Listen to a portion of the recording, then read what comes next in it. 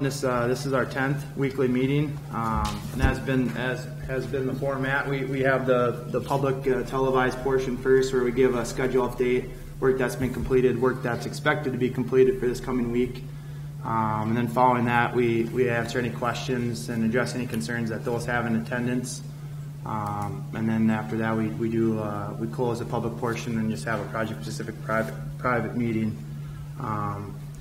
So I guess I can give a little general update on some of the highlights. Concrete paving went down last week. That was a really good sign. They're starting and projecting to continue that. The other big thing is Broad Street was reopened, a right in, right out. And we're hopeful to open that intersection to full capacity, hopefully before the 4th of July weekend. Just some logistics there at the concrete paving that has delayed the full opening of that. But it is a right turn, right in, right out. Then the other big traffic control highlight is that the closure of Old West Main was put into effect today to allow the work in Old West Main to be completed prior to the north side construction work. We had talked about some of the advantages of that last week. It's mostly with the businesses located on Old West Main. It allows them to still use their accesses off of northbound 61 while we're doing the Old West Main work, whereas if we waited till the north side work, everything would be closed at the same time. So that work in Old West Main closed today, and that's projected to start here this week as well. And we've got detour signs up, got business signs, so look for those, and I think those are the highlights. So I guess with that, I'll turn it over to Ryan with Meyer, and he can give us kind of the nuts and bolts of the project schedule. All right, thanks, Corey. Like Corey said, we got 2 crews out there. Our road work crew is currently working to prepare the road for that concrete paving, and with a target of being done for that this week, with pouring hopefully going to happen late this week, probably Friday. Our stormwater crew is working up at the intersection of Old West Main. They got to work their way back down to Cedar with the storm sewer, and then they'll jump over to that to the Old West Main on the other side of the road, on the north side of 61, and turn to that water line.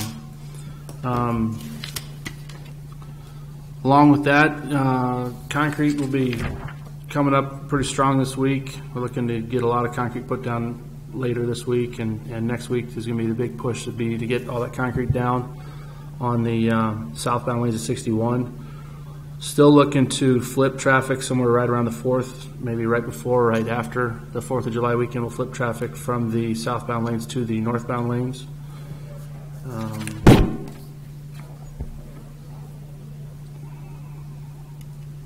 I guess that's pretty much the highlights there too. The electrician is keeping up with us, and I guess the wall has some stain patches put on it. We need to go pick a color for that retaining wall, and I think that's pretty well the 3-week look-at schedule. Yeah, we've got that stain picked out. I don't know who. Yeah, Josh is going to. Okay, Josh will relay that. Okay, already did. I already talked to the stinger. Right. Yep. He agrees with your guys' choice on it. Perfect. Perfect.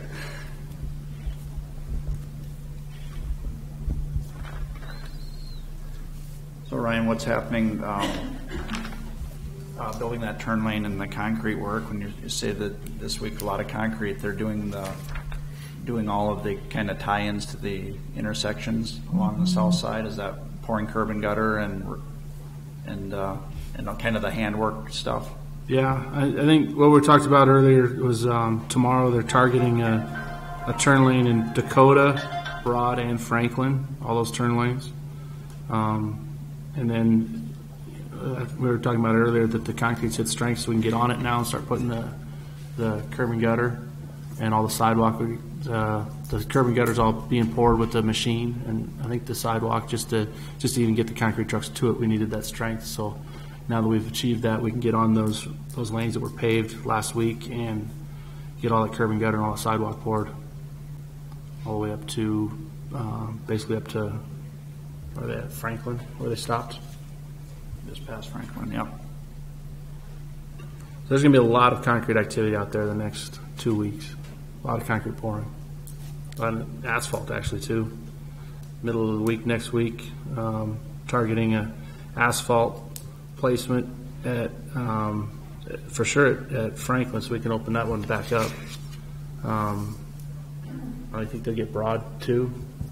Or is that's already done? Yeah, it's done. Just need that Okay. one stretch.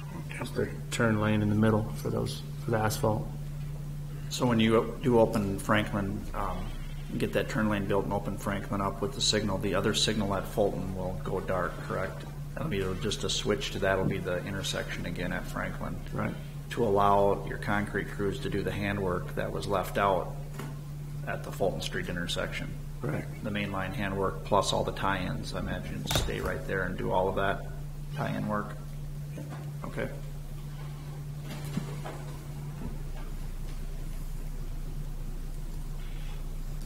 So, what day did you say the underground, is that tomorrow for Old West Main to start, I do removals.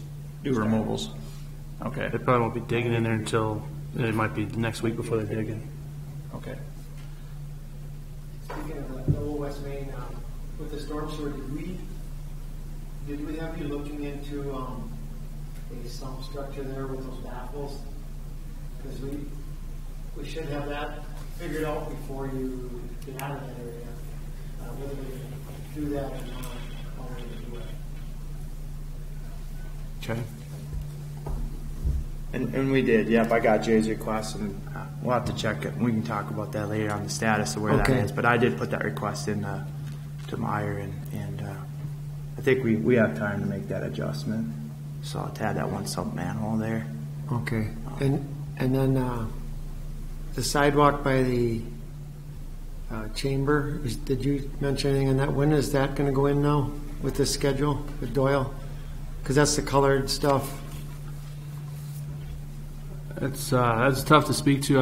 I would venture a guess to say that it'll happen this week, but I don't know for sure. I know their main thing is going to get that main line paving in once but they are here now tying in. I saw this morning forming up at Franklin, and I know that's critical too. But the sidewalk is also, in our minds, should be connected back in again for that crosswalk. Sure. And like we said earlier, they're planning on having a lot of people here later this week. Yeah. So they could have people pouring main line, people pouring sidewalks, people pouring curb and gutter, people pouring tiebacks all at the same time, potentially.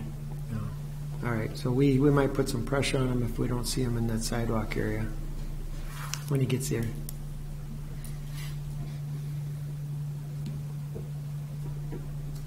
And I just thought I wanted to give an update mainly for you, Jay and Ron. We had with the Old West Main closure, that signal then is no longer required there. The primary intent of that signal was to generate the left turn lane, the left turn arrow. And so Kyle with MnDOT was out, and the decision was to either go black and then bag the heads as direction from MnDOT traffic, or the other alternative to not require bagging of the heads was just to leave the signal green. Just a constant green. So talking with Kyle and Josh met with him this morning, that was, he didn't see any concern with that, I guess. Kyle didn't, just leaving it green, and that's how it sits currently. So don't know if you guys have a major preference, or if Jeff, you see any concerns with that. But that, if any questions are raised, or that would be the intent going forward until we do the switch over then. And at that time, we could more safely look at bagging the heads and maybe, I guess I can't think of any reason that would be a problem. Can you? I guess I'd defer to MnDOT traffic if Right. that's what their traffic engineer is recommending, Yeah. just to keep that If green. Kyle's okay with it, it probably would be right, because that one hasn't been dark yet. right. So it probably would be good to keep those green balls. And it's just to avoid it being dark with no bags, Yeah. because they're not really able to safely, with both spans being over the northbound side, it's a challenge to get those bagged right now. Okay. So, but just an update on the condition of that. But. Okay. Speaking of that, has you've driven the detour route to Old West Main or looked at the signing? I know there was quite a few different things that we changed last week to get that. We should probably make sure that's all put in place for the businesses and Old West Main, the Midway Auto and the Ace Hardware signage and so forth. Yeah. I noticed the signing was just what we requested right there at Old West Main with the Old West Main detour arrow, and then we had the business access arrows with the two businesses called out specifically. I didn't notice it when I was coming southbound, the signing that we requested, but certainly can do a look through with that just being set up this morning to make sure it's communicating the intent we want. Sure. Yep.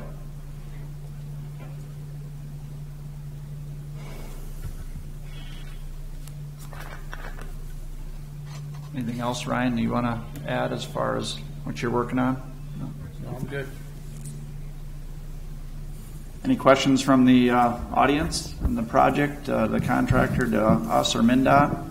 And feel free to ask questions on the overlay project as well, because we got Jeff Bunch here, the engineer for MnDOT overlay. Patty? Patty from the chamber. We're getting calls today on, and I know this isn't related to this project, but the Wisconsin Bridge. There's signage saying they're expecting closures, delays starting this week. Do you know anything about that? Coming from 35? Yeah, I don't know any of the details, but I believe they're doing a bridge inspection on there, and that's what that's for. So there'll be crews on the bridge doing their routine annual inspections. So Like how long that'll be? I never got any details on it. I don't know, Gary, if you know. Typically, I think it would take most of a week, I believe. If they're going to the point of putting signs up, it's probably going to be a week. Are you talking about the high bridge, or are you talking about? Bridge, Yeah. Yeah, that press one release that went one out will take last- a while. Yeah. Okay. I think the press release went out last week on that, and it's going to be, I haven't seen anything on that one. Because we've had calls in our office today, and they're like, is it closed? Is it delayed? Yeah. Well, it says delays. Yeah, it wouldn't be closed. That would just be lane closures and. yeah, there was a, Mike had Mike Doherty from MnDOT had a press release last week. Guess I don't remember Because they were seeing it doing, or maybe 2 weeks ago, they're doing it in Winona as well. They kind of came in a similar press release where they talked about the different bridges they're inspecting along the river. But we should, I'd like to read that a little closer and see what. Yeah, I guess I don't know if I saw it either. I'm sure we would have put that press release out though. Yep. And I saw those signs last week as well. So put a little prep out there. So I imagine there'll be crews on there just doing inspections, and they'll flip-flop back and forth from one side to the other, and probably with flaggers on the day. That's how they do it, yeah. It does create some delays, of Yes, it course, will. and that when they do those inspections, I'll see if I can find that and then get that off to you, Patty. Thanks. Yep.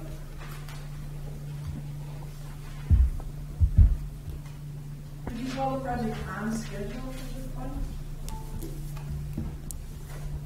What do you think, Ryan? Are you on schedule? Has it slipped a little bit with the, I know we were tracking pretty good there, but we have had some rain now, so. Yeah, I mean, just not looking real detailed at it, but I think the gut reaction would be we've lost about a week to the rain. So we had a little bit of a cushion when we set into it. We started off early, if you remember, and that generated a little bit of a cushion up front. So I think right now we're tracking an on-time completion for this phase.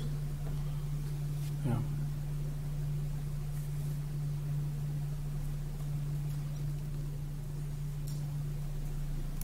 Do you know about how long the closure will be at Old West Main? Yeah, I can give a little insight to that. It's the closure of Old West Main, the intersection itself is going to be a little bit longer. We're looking probably at the end of July, to be honest. The intent doing Old West Main work now, it requires a closure obviously to do that work, and the main focus is to get Old West Main Street itself open for the business accesses. But the challenge is that once we close Old West Main, which is requiring the closure of the intersection, that work is going to lead right into then the northbound work, which is to switch over around July 6th. And in order to get that intersection work done, and start bringing permanent pavement in there, because it wouldn't be preferable to open that up until actually all the restoration work is done. We're probably looking at just a real estimated weather dependent, construction dependent. We're probably looking towards the end of July, early August, before Old West Main would be back up and fully operating again. But that at that time, then that would be permanent. All work would be done. So just a little bit earlier closure with the Old West Main closure, but I think the benefits again outweigh the maybe the couple extra weeks longer And hopefully from a traveling standpoint, we're hoping that with Old West Main either being solid green or dead completely, that'll help with the flow there without having that stoppage of traffic, even though it's closed and there is a little lengthier detour now to get there. Hopefully the through traffic on 61 actually speeds up a little bit because they no longer have that delay of the signal. So, and then we try to sign things really well too from both the north and south, so no one's caught after having to drive by and loop back around. Hopefully they're pre-noticed so they can either cut down first to get to Old West Main on both ends, so they're not having to drive by and loop back around. So that's our intent too with all the signage, to only have to have them veer and come in one time. But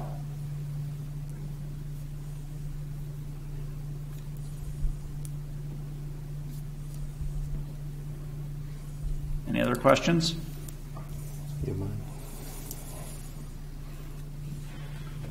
Okay, with that, Jeff's going to give you an update on the overlay project, and there's going to be a lot happening here, and there has been, but there's going to really be a lot happening here in, next week. So. Yep, the guts of the project are going to get fired up here pretty shortly. They lost a little bit of time to the rain, but things are generally where they want them to be.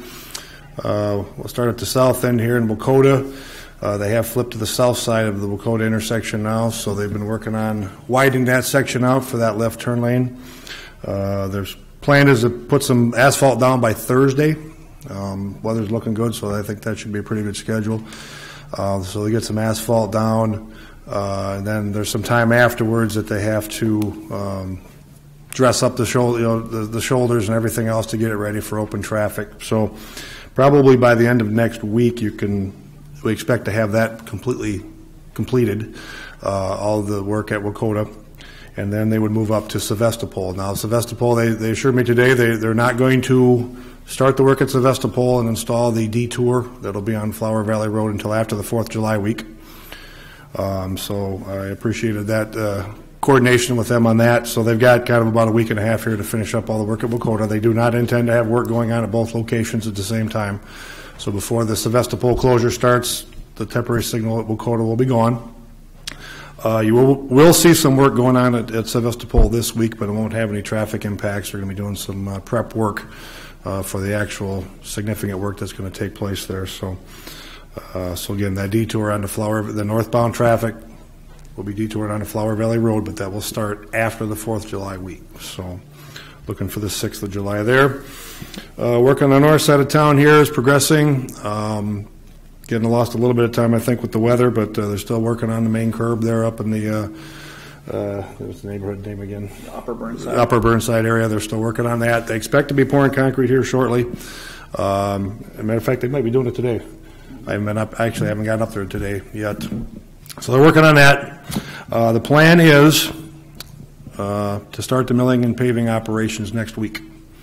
So the milling machine will come in, they're expecting right now on Tuesday, and when that happens, there will be one lane of traffic through town, from Highway 19 all the way to south side of the city project. It sounded like they might leave out that spot in Upper Burnside, at Johnson. Yep, the paver will move in, the milling machine will start at Johnson because they're kind of expecting there'll be some work yet on those islands there, so they'll start at Johnson and work their way south.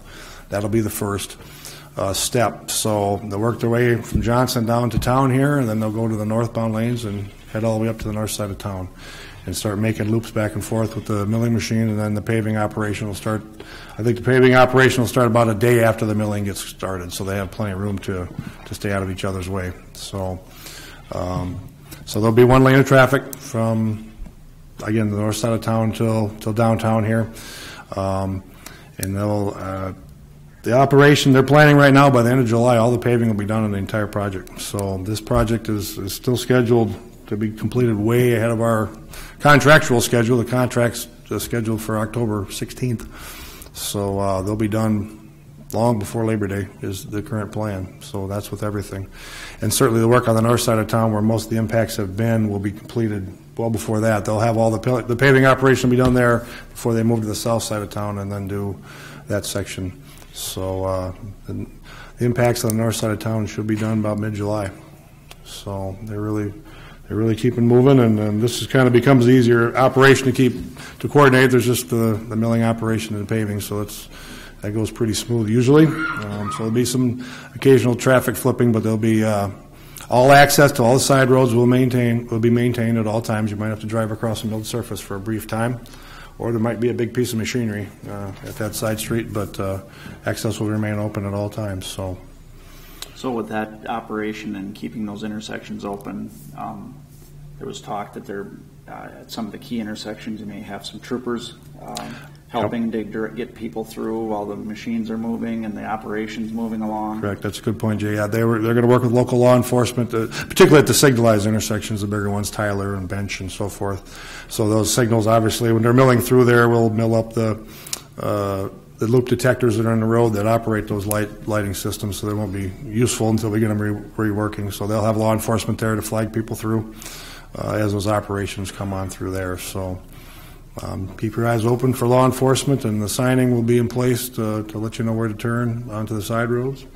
And they do this a lot, so it'll go as smooth as it can be for being an urban environment. So it'll be basically 1 lane in and 1 lane out. 1 lane in, 1 lane out. So until they're done. Any questions for Jeff?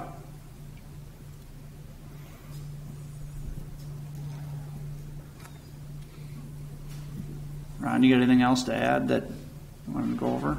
Can't think of anything. Okay. Corey? Okay. Well, thank you for coming today, and let us know if you have any questions.